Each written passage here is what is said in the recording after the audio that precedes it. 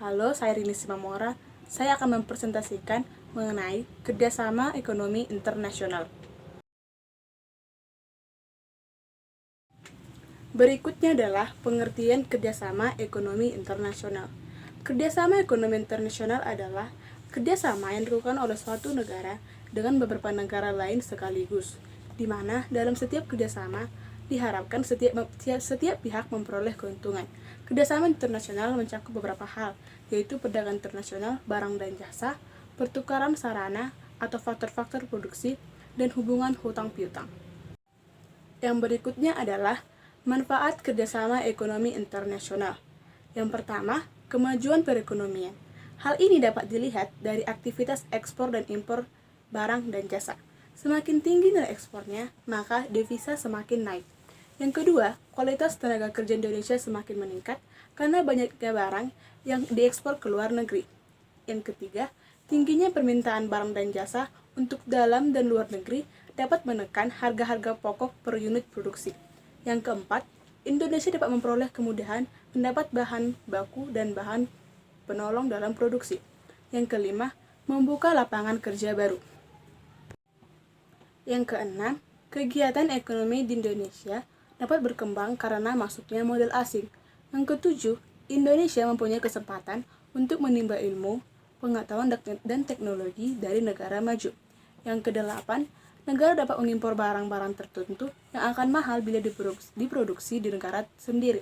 Yang kesembilan, dapat memperkuat daya tawar dan posisi Indonesia di dunia internasional.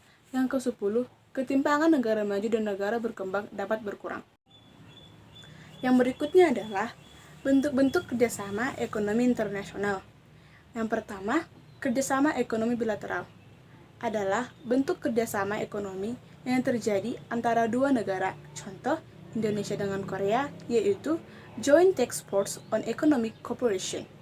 Yang kedua, kerjasama ekonomi regional, merupakan bentuk kerjasama ekonomi antara beberapa negara yang terletak dalam suatu kawasan tertentu, contoh ASEAN, AFTA, dan APEC. Yang ketiga, kerjasama ekonomi multilateral adalah bentuk kerjasama antara dua negara lebih dan tidak dibatasi oleh wilayah tertentu, lebih bersifat internasional, seperti ILO dan IMF. Yang berikutnya adalah lembaga-lembaga ekonomi internasional. Yang pertama adalah ASEAN, Association of Southeast Asian Nations, bentuk kerjasama regional antara negara-negara di Asia Tenggara. Kerjasama ini mencakup berbagai bidang seperti ekonomi, sosial, budaya, dan politik. Didirikan pada tanggal 8 Agustus 1967 di Bangkok. Tujuannya, menjaga perdamaian di kawasan Asia Tenggara, membangun kerjasama dalam bidang industri, perdagangan, dan pertanian, memajukan pertumbuhan ekonomi, sosial, dan kebudayaan di kawasan Asia Tenggara, mengembangkan ilmu pengetahuan antar negara, saling memberi bantuan di bidang pendidikan, komunikasi, teknologi, dan kesehatan. Yang kedua, ada APEC, yaitu Asia Pacific Economic Cooperation, sebagai bentuk kerjasama ekonomi regional antara negara-negara yang berada di kawasan Asia Pasifik. Tujuannya menjalin kerjasama di bidang perdagangan, investasi, dan pariwisata.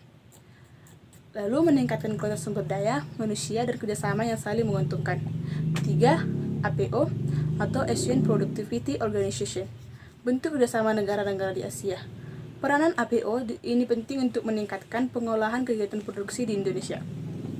Dan beberapa bentuk kerjasama lainnya seperti Bank Dunia, Uni Eropa, International Trade Organization atau ITO, International Labour Organization atau ILO, Organization of Petroleum Exporting Countries atau OPEC, International Monetary Fund atau IMF, Liga Arab, Bank Pembangunan Indonesia, North America Free Trade Agreement atau NAFTA, Islamic Development Bank atau IDB, International Development Association atau IDA, International Finance Corporation atau IFC, International Center of Settlement of Investment Disputes atau ICISD, United Nations Development Program atau UNDP, Economic and Social Council atau ECOSOC, Economic Commission for Asian and the Far East atau ISKF, Lalu yang terakhir adalah World Trade Organization WTO,